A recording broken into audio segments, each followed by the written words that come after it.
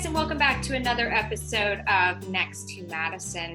I'm very excited for today's episode. We are talking about something that we really haven't kind of discussed much on the podcast yet, which is sexual health and sex and how it can really kind of boost your confidence, and what happens in the bedroom can correlate into other aspects of your life. And so here with me today, I'm actually talking to a sexual therapist coach who specializes in this area. So I'm going to go ahead and bring her on. So I'd like to welcome my guest, Sarrah Rose. How are you? Hey, I'm great. Thanks for having me. Yeah, thanks for doing this. So how did you get into this? So it's been a long journey, actually. It started with yoga, and I just loved that practice. Through yoga, I found Tantra. They're different, but they are similar. And so I went to India, and I trained in Tantra there twice. I went in 2013 and 2014. And then I became certified as a sex, love, and relationship coach after that, and then went on to specialize in men's sexuality. So it's been a whole journey, and it's something that I continue studying and learning more every day, so I can keep empowering my clients to the most that I possibly can. I also do continuing education every year with Esther Perel. She's an amazing relationship psychotherapist. So I just keep training, keep doing my stuff, and showing up and helping people. I mean, that's amazing. So who was your first client? You don't have to say the name, but like, what was the situation? So I actually started out teaching alongside one of my teachers first in a group type environment. And then I went on to co-facilitate with another teacher and do another group program. And then went on to do like my own group stuff. Then I started working with private clients and doing more online stuff like I do now from that point. Okay, so you were mainly online?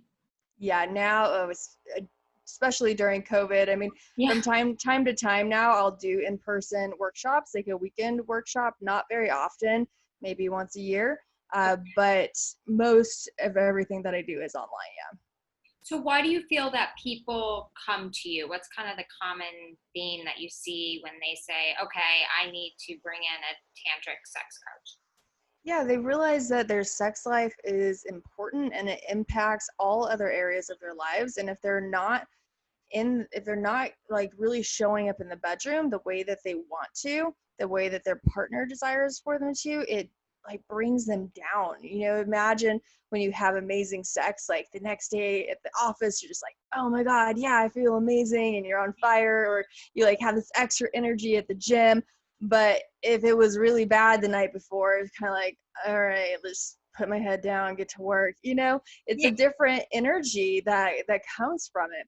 And so when people feel like their sex life is an area of their life that hasn't been handled, then they're like, okay, I really need to take care of this. Because especially in this day and age where we're not having sex most of the time for procreation purposes, like in the past, like most of the time we're having sex for pleasure.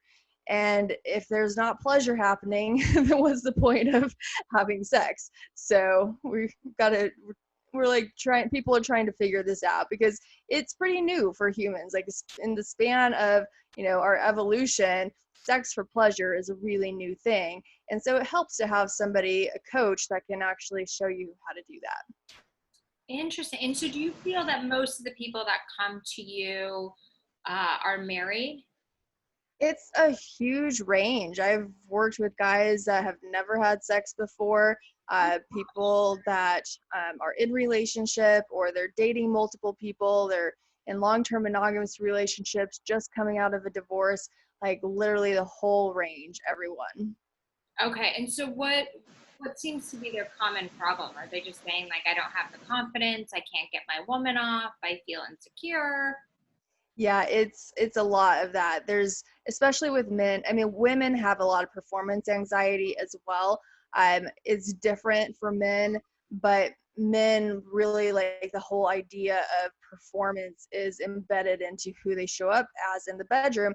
And they're looking at the media, they're looking at porn, these different things, and kind of trying and measuring up to that, to unrealistic expectations. And so we work through that because it impacts their psyche, and they tend to get into this loop of self-sabotage that just keeps bringing them down. So we work through that, help them get confident in the bedroom, really look at the issues that they have, because if it's not a medical issue, like there's some things that they absolutely need to go see a doctor for, but a lot of times it's things that men are struggling with. There aren't actually medical issues. There's more anxiety going on, stress, things like that are impacting them in the bedroom. And that stuff is actually pretty easy to address and work through if you know what you're doing.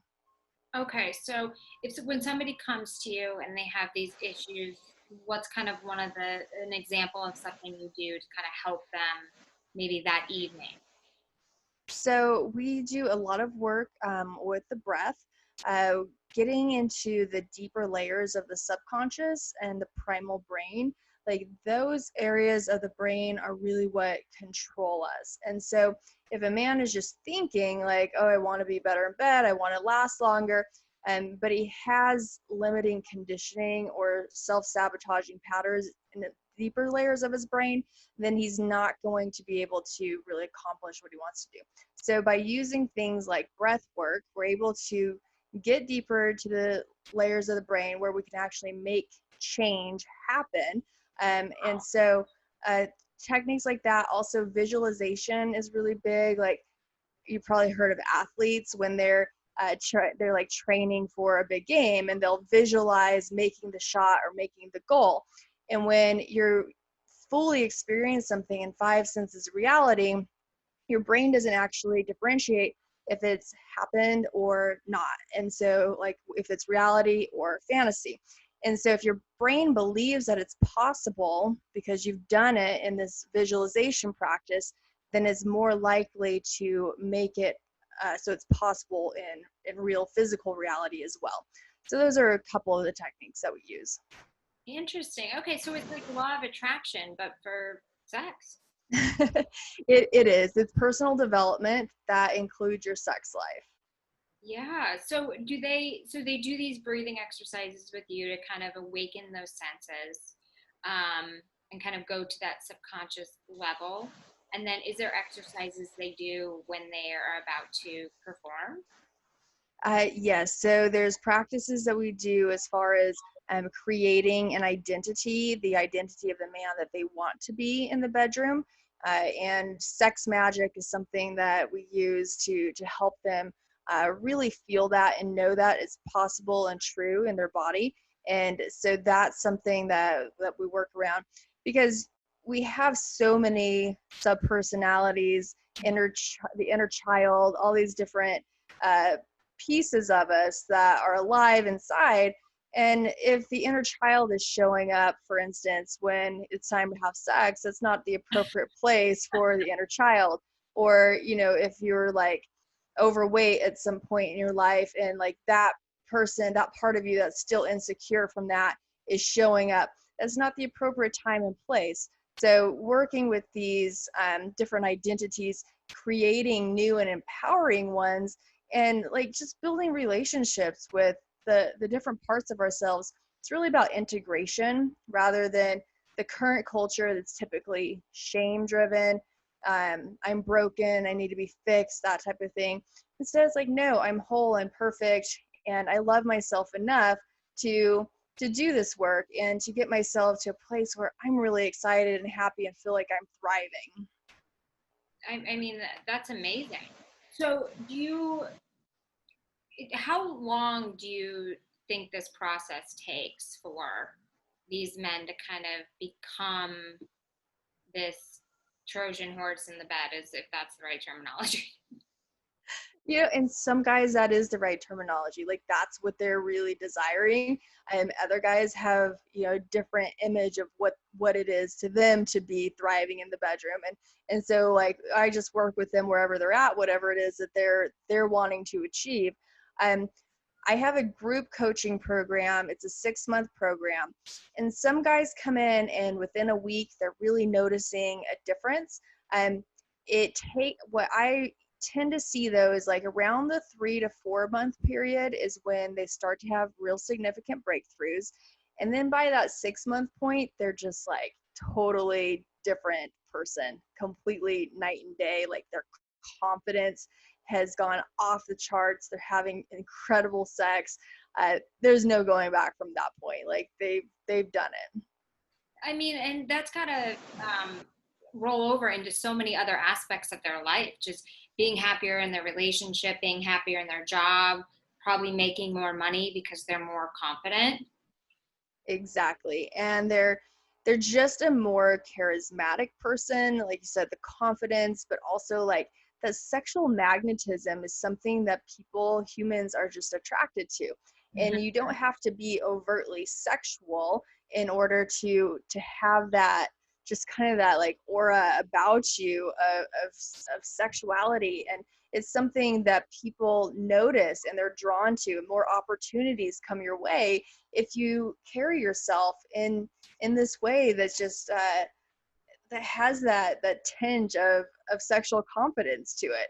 And it's not about being, out there like, just being slutty or whatever. Like it's really just this embodied aspect of wholeness, and our sexuality is a part of us. It's a huge part of us, and we're really doing ourselves a disservice in our entire lives when we try and cut that part out or compartmentalize it. Right. No, that makes complete sense. So do you feel that this training or feeling very confident in the bedroom really kind of helps with maybe depression or anxiety? It absolutely can. I mean, obviously, if there's something clinical happening, I always recommend seeing a doctor or a psychiatrist for things like that. But if it's something that is just more of a normal experience that humans have, I mean, we all go through periods of feeling anxious or feeling depressed, things like that. So if it's not clinical, then yes, this can absolutely help in those areas as well. So do you feel that your sexual performance and your self-identity are very closely tied together? Yes, absolutely. Yeah. I mean, and our identity is something that we create though. So like we have our own, we have our core essence, the part of us that is unchanging, that is true to us, but then we can layer on top of that different identities. And they've even done studies on kids and tracked them from childhood through adulthood and shown that the identity is very much something that changes over time. Like it's not stagnant. There's not, just always the same. And so you can consciously create new identities for yourself. And that's something we work with a lot, even in the bedroom. Like, who are you going to show up as? We work with archetypes. So like, do you want to be the archetype of the hero when you're in the bedroom this time? Are you the warrior? Are you the lover? Are you the magician or the joker, right? Like, who do you want to be? What identity, what scene do you want to create? So that way sex doesn't get boring, because most of the time we show up in bed with the same identity over and over and over.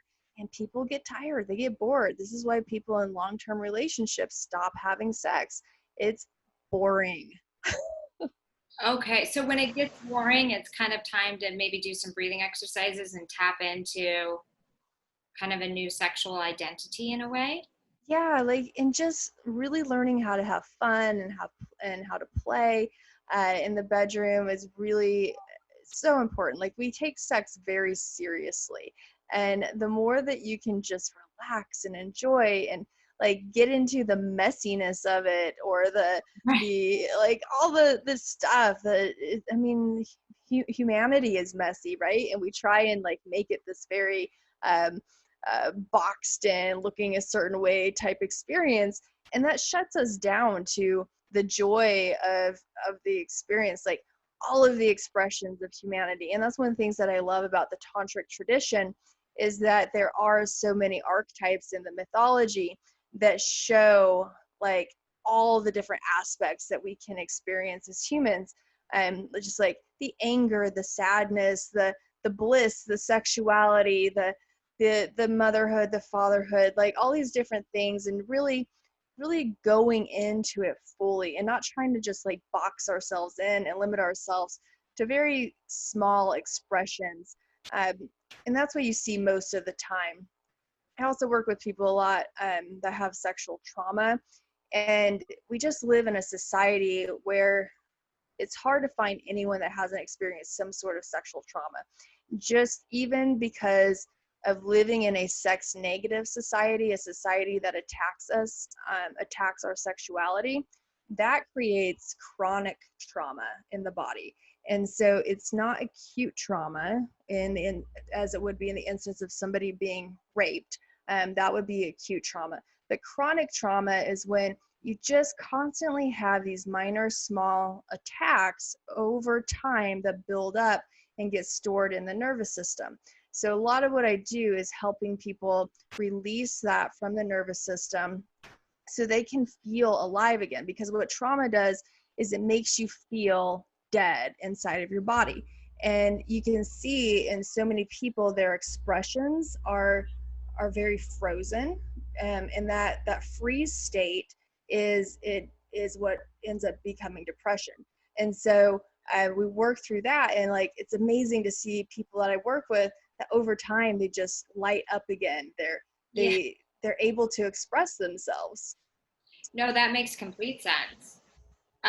So how do you feel that because the toy industry is such a booming industry, like, and I mean sex toys, how that has affected particularly men, because there's some crazy toys out there and they can do what no man can do. So you don't get the emotional fulfillment and the partnership and the love, but you get that. I would always think that men would feel very inferior compared with all these toys. Have you heard a lot about that? Yeah, I think there's definitely, like you say, you're not getting the emotional fulfillment from it.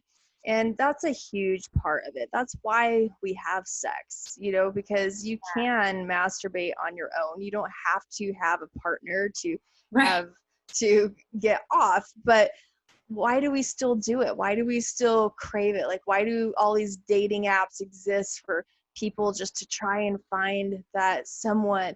Because we want connection. That is human nature. And sex is one of the ultimate expressions of connection. And so that's something that a toy will never be able to compete with. But what it does do is it ups the ante. Like, men now need to realize that, okay, I do need to connect with her. It's not okay just, to do like the P&V and like be done in in 3 minutes, like there needs to be connection here. It needs to be something more than just getting off, because women don't need men for that.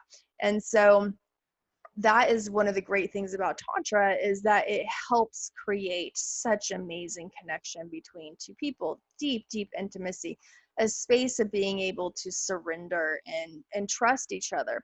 And so, and I've actually been with men that I would much prefer like their technique to the technique of a toy. So don't sell yourself short, man. Like, you can learn the technique and make her not want her toys, but you gotta put some work into it.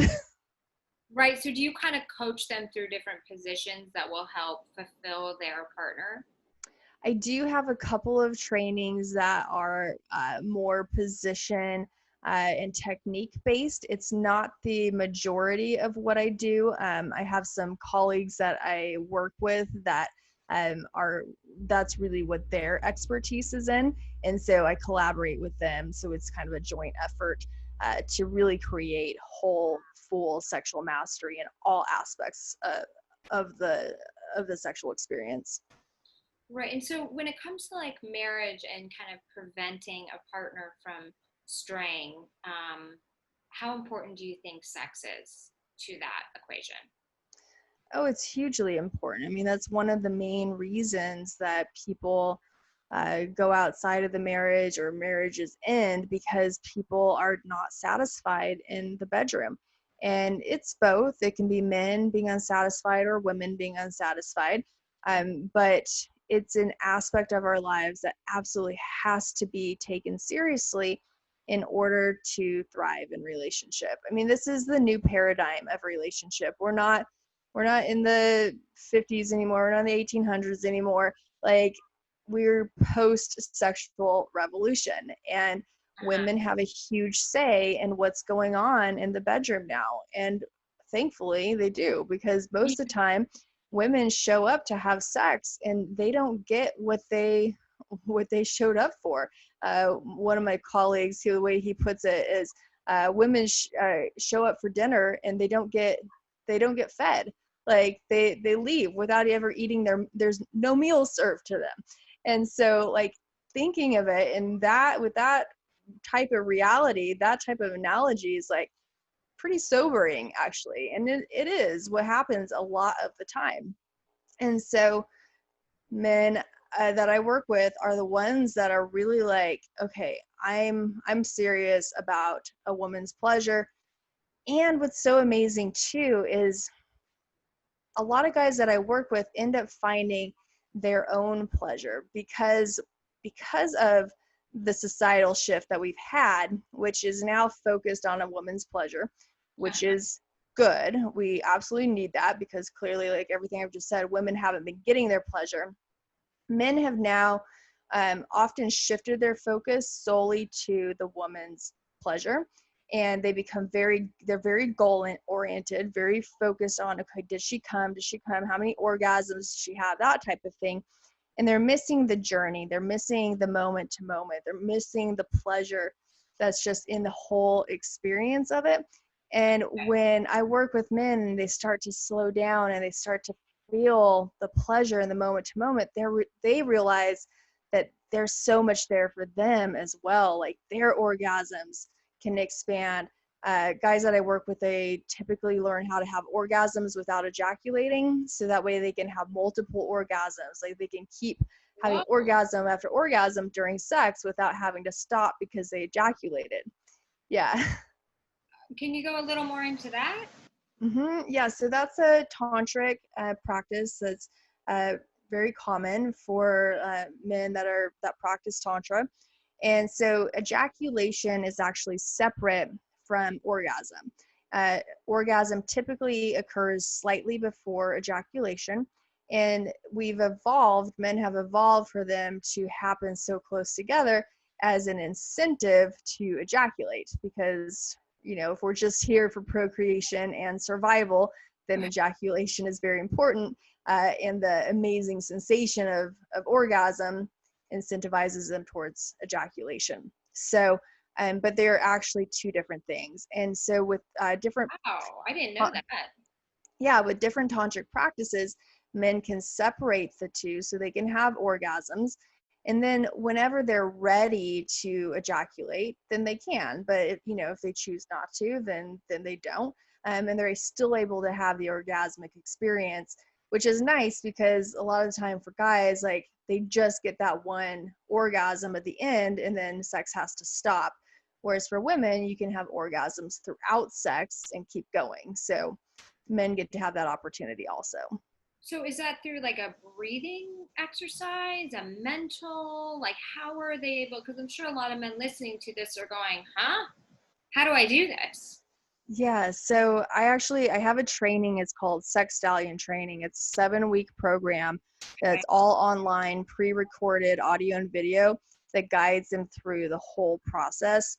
The first step of it, though, is having very strong Kegel muscles. The PC muscle that's developed through Kegels, that needs to be really strong, so that way at the moment of orgasm, a man can clench that muscle and have the orgasm stop the ejaculation from happening.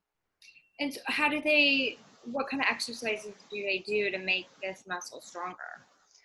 So I lead them through the whole process in the program, but there's but Kegel muscles are pretty widely known. Like, that's a very general thing. Anyone can Google that and figure it out. You always hear that with women. What's that? Like with women, you know? Yeah, like there's a squeeze, the tightening, the contraction of the muscle. I definitely like releasing is important as well. Like having the relaxed muscle is important. So like that squeeze and the release. And I kind of made it into a game, so it's more like fun and sexy, and not just like, oh my god, I'm like sitting here like squeezing these muscles, because that can get kind of boring too. Right. No, Yeah. absolutely. So what are some tips for women to kind of, if they're maybe having trouble communicating with their man, like, hey, I need you to work on this a little longer or find this area, like how do they become satisfied to make sure they're satisfied in the bedroom? Yeah, women just need to speak up. I mean, and this is both sexes, like, or all genders. Like, everyone needs to become more vocal when it comes to sex, just more comfortable talking about sexuality, and realize that if you're in a situation, because most of the time people don't talk about these things because they don't want to hurt someone's feelings, they don't want to cause issues in the relationship, they don't want to hurt the other person's ego, that type of thing. And I mean, there are a lot of men out there that have very frail egos. And, that's just something they need to grow up about and develop some emotional maturity. And, women, if you're with a guy like that, like, you've got other problems besides what's going Yeah. on in the bedroom. So, Hey, um, it's the truth. The it, truth. it really is, and that's why in the coaching program that I do, like it's sex, but it's so much more. It's like really becoming a solid integrated man from the inside out. So you're not having to deal with a frail ego. You can have difficult conversations. So just being bold, like being sensitive is important, because in relationship, like talking about the positive is very important. Like we know there have been studies showing that, I don't remember the exact number, but it's like for every one negative, you have to say something like 20 positives to kind of counteract it. And so Wow. you it is important to speak in a positive way. So don't go in attacking, like, you suck in the bedroom, I can't believe you come, in less than a minute every single time, I'm never going to be satisfied. That stuff really does go deep. And Yeah. you need to be sensitive to that. Like, same for women. If a man is going to be talking to you in that way, it doesn't feel good. You don't want to be with somebody that's not respecting and honoring you. So I always suggest coming to it from an approach of love, of like, hey, I love you so much. You mean so much to me. I appreciate you. I value you. I want us to have the most incredible relationship ever. And our sex life is such an important part of that. And like, I would love it if we could start exploring this together and taking that sort of approach. Like, how, like, I heard about this really cool course. It's tantra, and I'd love to do some of this too, and be more excited and optimistic about it. And like, this is something we can do together. This is a journey that we can do, rather than there's something wrong and we need to fix it. Because again, Yeah. that's more of a shame driven conversation that really just isn't very productive for anyone.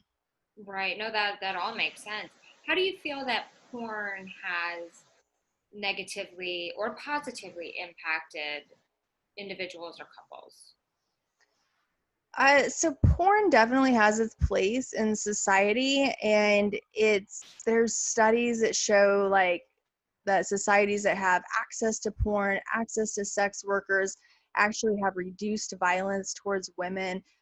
So I think the main issue with porn is our perception of what it is and what it means. And so if we see porn for what it truly is, is there for entertainment value, and it is a performance. These are actors.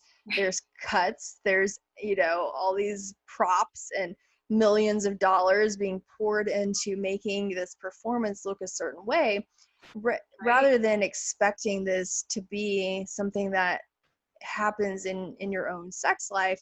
that's going to help a lot. It's like you don't go watch Mission Impossible and then think you're going to start running up buildings or whatever Tom Cruise does. I don't even remember, but like it's it's a performance, and we realize that, we understand it, we go to it for the entertainment value. And porn really just needs to be looked at in the same way. Okay, so you feel that it could, if, because you hear this sometimes, like women saying, like, I'm always catching him watching porn, he's not sleeping with me. How is that? Is it just because he's not satisfied or he feels insecure? Like, why would a man want to go to porn more than his partner? So it could be a few things. He may not be satisfied. Maybe he does have performance anxiety, and it's a lot easier to just relax when you're watching porn rather than being with a partner. There can be there's a lot of extra work involved when you're having sex with somebody else. It can be a lot more relaxing. Maybe he's just really stressed out. Maybe he's exhausted. And he just wants to get off really quick. And, it's more of just a release. It's not like he has some emotional connection to the porn.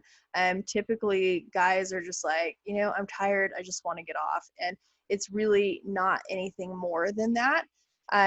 So the way that I see it most impact relationships is when women get insecure about it. They make it mean something about them.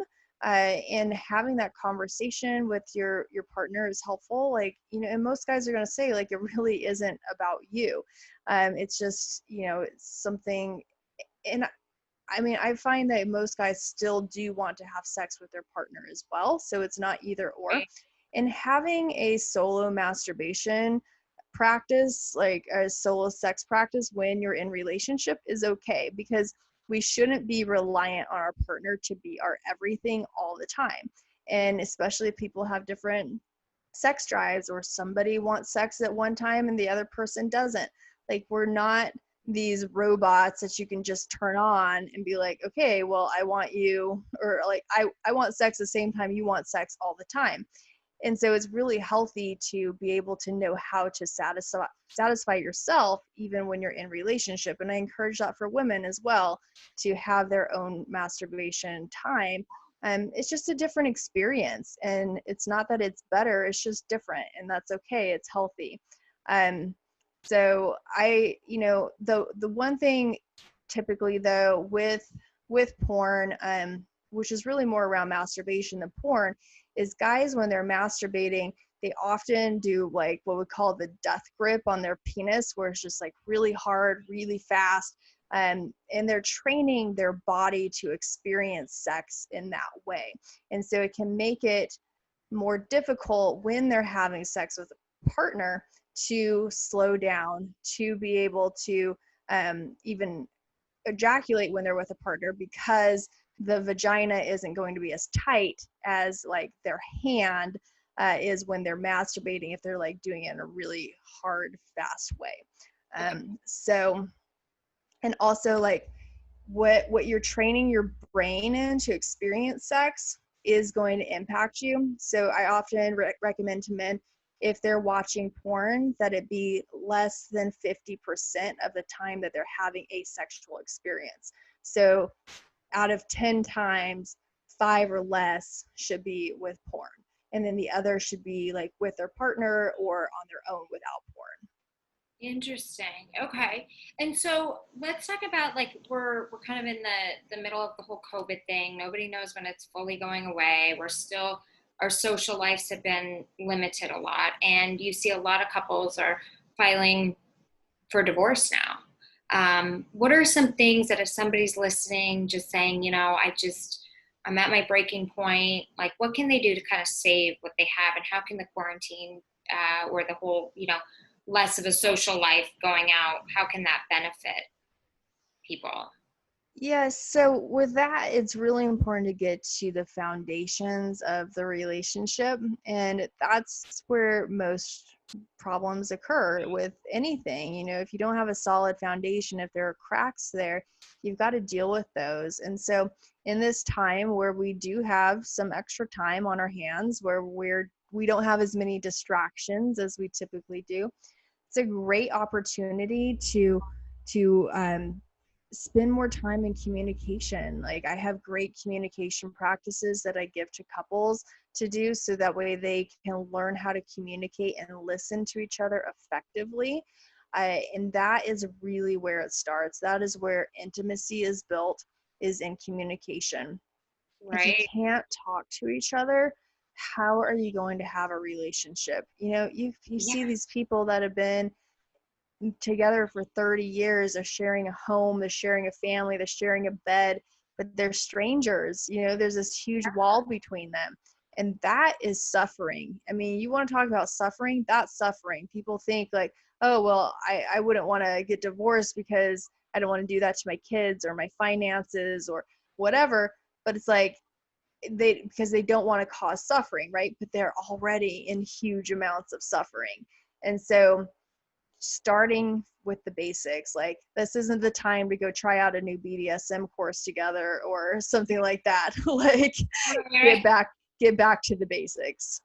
Yeah, no, absolutely. And let's also talk about the Me Too movement, because I know that that was, the best thing that happened for women to keep us safe, to keep us protected. But I think it also caused a lot of fear for men, not knowing, like, especially that are single and dating, not knowing, like, do I touch them? Do I not? Do I hook up? Do I not? Like, how have you seen a lot of that in kind of people coming to you? Like, I'm afraid, I don't know what to do, I don't want to get pegged into this movement. Yeah, and it's really great that there is the awareness around that now. It's very, very necessary. I'm so glad that the movement has brought the conversation to the forefront. Is one of those things that just been the elephant in the room for so long, and now it's something that we're having to deal with. But absolutely, there is a shadow side to it. The shadow side is men being less willing to express their sexuality because of fear of being considered a predator or labeled a predator. And that is suppression of our sexuality. And from what I see, that suppression of sexuality is what got us into this whole situation in the first place, is not being able to express healthy sexuality, like, and like having it to be underground, the shadow thing, where there is shame, where there is these sensation or these ideas that sex is dirty or bad or dangerous or something to be taken from women. Like, all of that comes from repressed sexuality. And it shows up in very distorted ways. And so Right. by suppressing it even more is not healthy at all. And so really, as a society as a whole, we need to move into healthy sexual integration, where we can have real conversations about sex, where we can express ourselves in different ways without feeling bad about it. And so that is what I hope will somehow transpire out of all of this. And we are moving in a more sex positive, uh, into a more sex positive society. We've definitely come really far, but we had a long way to go. Right. No, yeah, that's for sure. But it is good that it's now being talked about, and men realize that, their women are not a toy or to be messed with, or so to say. We're all equals and humans, and things of that sort. So do you think it's possible, because in a relationship you're supposed to be monogamous? Do you believe in monogamy, and think it's possible to be with one person? Because I do. I mean, if you're going to choose somebody to marry, that's the person you're choosing, and you're not to stray out of that relationship. What do you think about monogamy? Yeah, I think that every person just needs to make that decision for themselves. So I definitely think that it's possible to have an incredible, thriving, monogamous relationship if you put the work into it.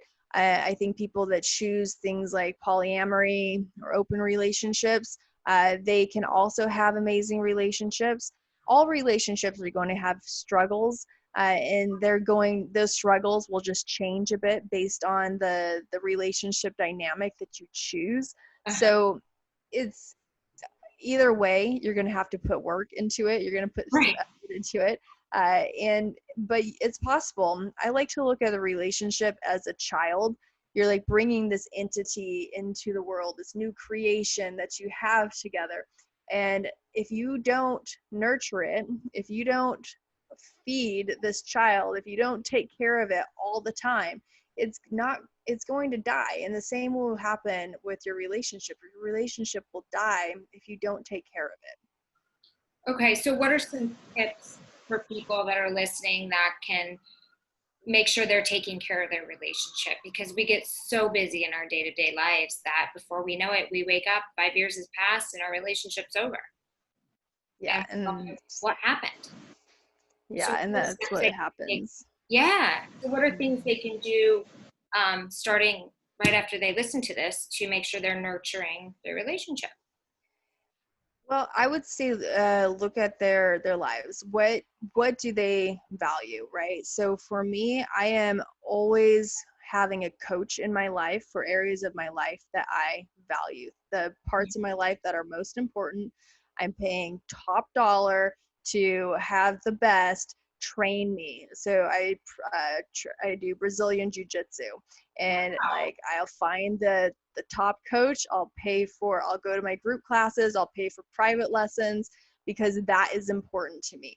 In business, same thing. Like I will hire the best business coach and do like make sure that I like really paying attention to my business and that it's optimal, right? And so if something is important to you, you're going to find the resources, the time to take care of it the way it needs to be taken care of. So you just have to choose, is this a priority or is it not?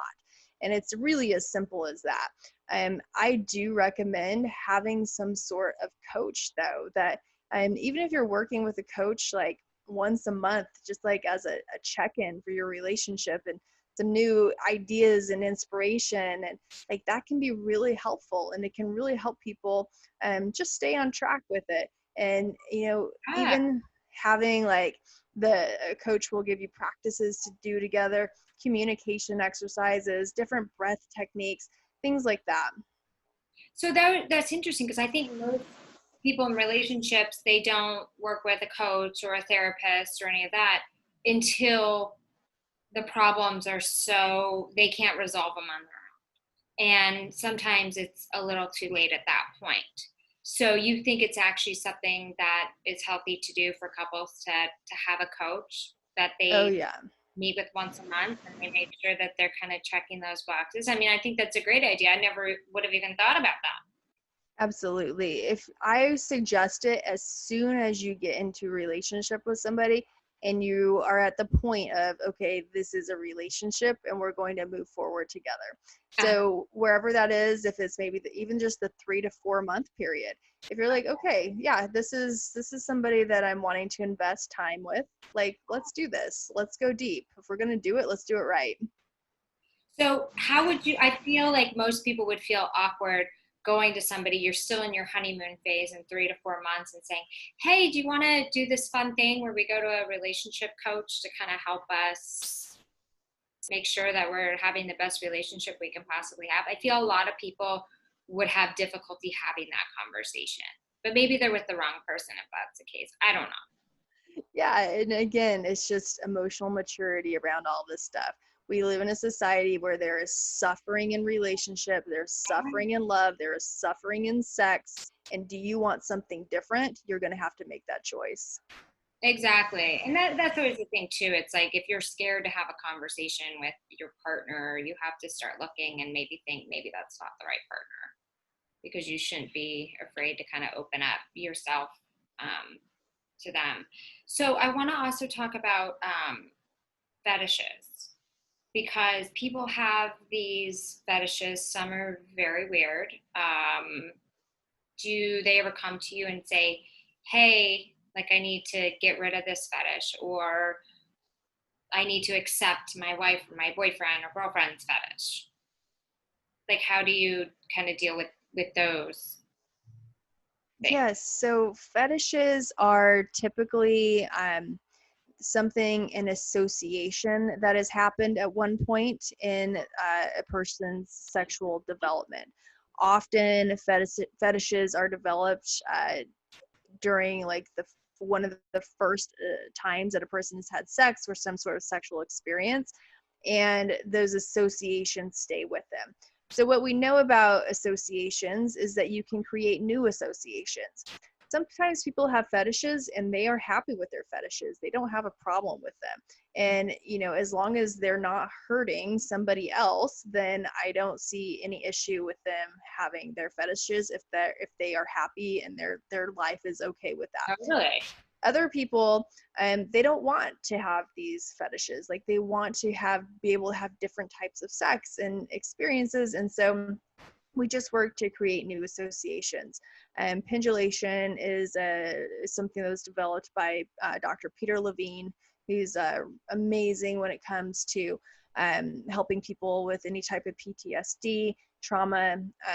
And so he developed pendulation, and it's where you associate two different things to get a different result. So if somebody has a certain inclination towards one thing and they want to have an inclination towards something else, then working with the two things together at the same time and even going back and forth between the two can help create new associations. And over time, you can begin to build a stronger association with what you desire to have.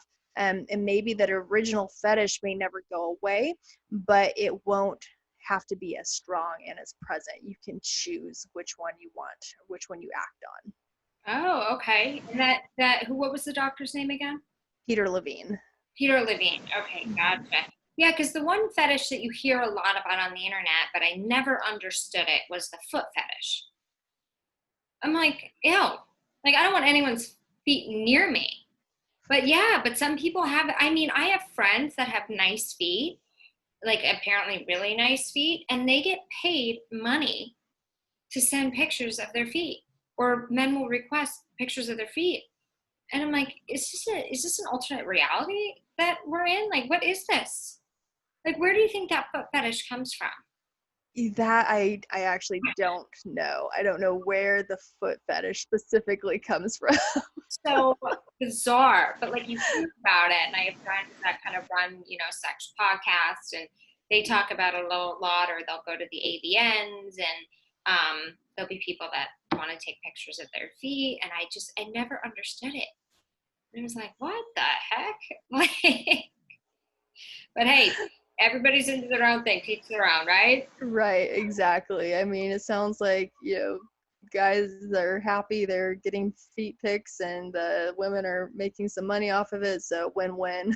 It is, right? Trust me, I wish somebody was paying me money to take pictures of my feet. That sounds easy. I don't even have to put my makeup on or even shower in that case. Just be like, oh, Exactly.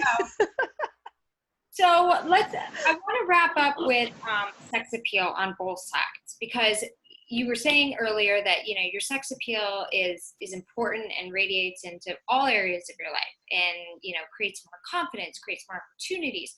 So what are things that, let's start first with the women. What are things that you think women can do to kind of help their sex appeal and boost their confidence? Yeah, so again, for women, just like men, it's internal, like doing the internal work, healing trauma that you have, dealing with stuff from childhood, from religion. There's so much religious conditioning that people have that really impacts their sex lives in a very, very negative way. And that, for instance, like if you grow up in a family or religion where you're constantly taught that sex is dirty, dangerous, bad, something you need to stay away from, then that is the programming you have in your brain. You have neural pathways that associate sex with these things.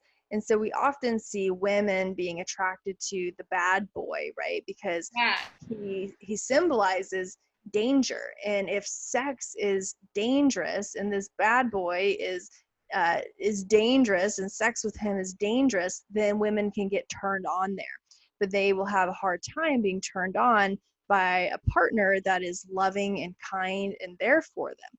So that is one way that we see that programming showing up in a negative way in a lot of women.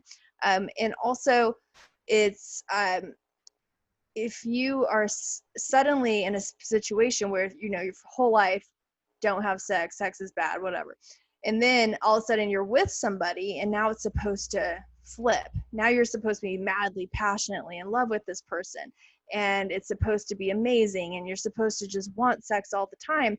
Well, for the first few months, that will typically happen because our biological programming will overrule the conditioning that we have around sex. But once the biological stuff wears off, like the dopamine levels settle down, the serotonin levels, the adrenaline levels, once all that stuff kind of settles down and we're back to our reality, the realistic state of normal day-to-day life, and we start seeing this person for who they truly are, then the emotional residue that we have in the limbic system from our conditioning, the program we have around sex, that stuff starts to show up really strong. And a lot of women shut down sexually at that point, and they're no longer able to have sex with the person they're with, even though they love this person, because there's too much emotional residue there. So I've actually worked with a lot of women. Before I started working with men, I worked with women, and that was the main part of it, was like really clearing all of that, healing the trauma, healing the past stuff, to be in a place of sovereignty and like experiencing sex in the way that they want to experience it without all this other stuff holding them back. Okay, so that kind of applies to men as well. Yeah, it does. Yeah, so it's amazing how, you always hear about the law of attraction and getting what you want out of life, but it really does apply to every aspect of your life. And I guess it's like if you're having any issue in any part of your life, including the bedroom, you probably got to go do the internal work, right? Absolutely. Yeah. People want a quick fix. They really do. Like, people are just looking for a quick fix. But if you are serious about this, like, give yourself 6 months, like really commit to working for this for 6 months. And if you think about it, half a year in the scheme of your entire life, it's really not that big of a deal. And then you've got it handled. You don't have to deal with this part of your life anymore. Like, move on and just enjoy and just be, and not worrying about this. But like, it does take some work. You're right, absolutely. Well, anything worth it takes work, right? Absolutely. Got to be able to earn it. So where can people find you? Because I'm sure people are going, oh my gosh, I need to talk to this woman. So tantricactivation.com, that is my website. And on Instagram is tantric activation. And Twitter is I am Sarrah Rose. Sarah has 2 R's. So I am Sarrah, Sarrah, Rose, Rose. And Facebook is also Tantric Activation. Okay, perfect. So they can just contact you, either go through the website or social media, and then they can have access to all your different programs and sign up for kind of the best fit for them. Yeah, absolutely. So, well, that's so great. So, yeah, what do your parents think of what you do? It's great now. My parents are actually very conservative. My dad is a pastor of a church, and Oh, wow. Oh, I yeah. wasn't expecting that.